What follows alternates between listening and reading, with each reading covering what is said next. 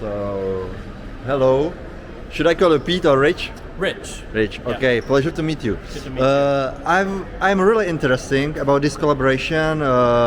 Pecos and Pete have this QuakeCon. Yeah. How many years are you part of this crazy things going on here? It's crazy. It's a crazy event. We've been here since 2018, Uh-huh. so not that long, about 6 years. Yeah. So we started in 2018, and we started as kind of a small part of QuakeCon. Mm-hmm. We came in and we did the first QuakeCon mug, which is Yeah. a kind of a special thing here with the attendees. Yes. And then this year we're an actual sponsor, so we kind of worked our way up, and we're definitely more of a player than we were in previous years. So we've definitely taken it to a different level this year. Okay, so for the people that don't know about your brand, Yeah. can you describe it? Where the idea started?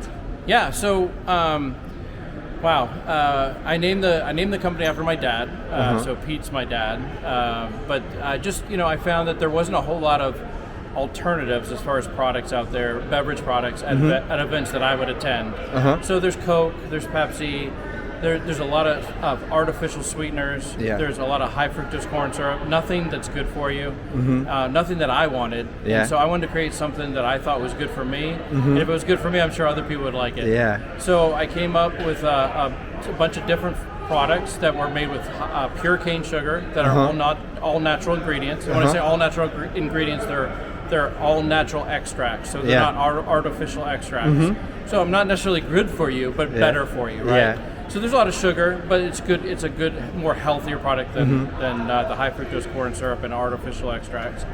And then I developed the flavored teas and the flavored lemonades, and it's just something that I would prefer to drink. Yeah. So I offer this at events, and we go do Comic-Cons, and we do concerts, and we do about 130 events in Texas. Wow, that's cool. We do some events in other states, but mostly we play in Texas. We're getting ready to can our product, which is pretty exciting. Yeah. So the QuakeCon, we're hoping that the QuakeCon community will support us in that way, which I believe they will. We've got a good, strong following. Yeah. So We love your products. yeah, we appreciate that. Yeah. So we're hoping that the canning will be supported with the QuakeCon community, but we're going to start with just root beer initially. Yeah. So anyway, that's kind of how we started. It was more out of necessity. I felt like in events, there wasn't anything really good that I liked. And so I wanted to develop something that if I liked it, I figured other people would like it. And then the mug idea came about. Everything was so expensive at these events. And I felt like, you go get a hamburger for $15 and you go get a Coke for $7, and it was just so expensive. So I thought if there's a way you could get something, but there's unlimited refills, that made sense. So the mug's expensive in itself.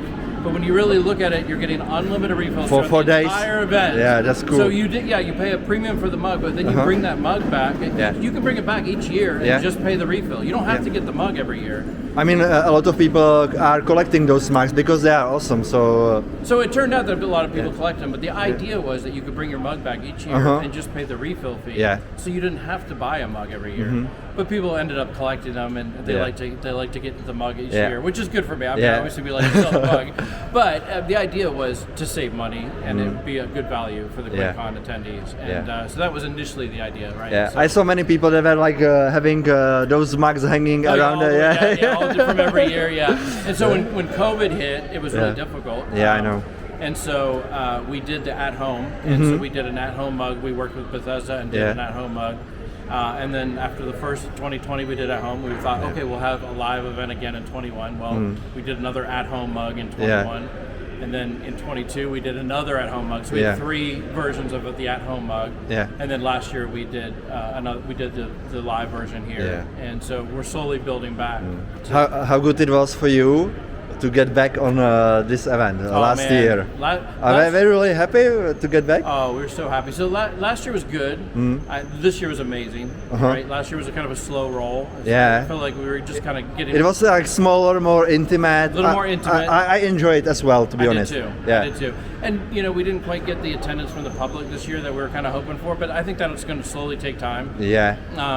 And the hall that's open to the public will take some time to build, but I think generally that'll come back over time.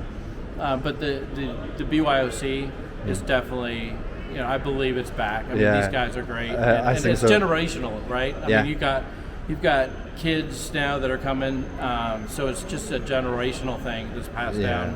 Which is cool to see. So. Yeah, it's always super cool to see like there are dudes in their 60s even, and then the young kids running around. Like it's amazing. 15, it's like 20. It's family convention in the end. Yeah, so it's pretty cool. To be a part of for me. And I know, it's a 30-year event now. Yeah. And I'm just a newbie. I've only been around for 6 years, right?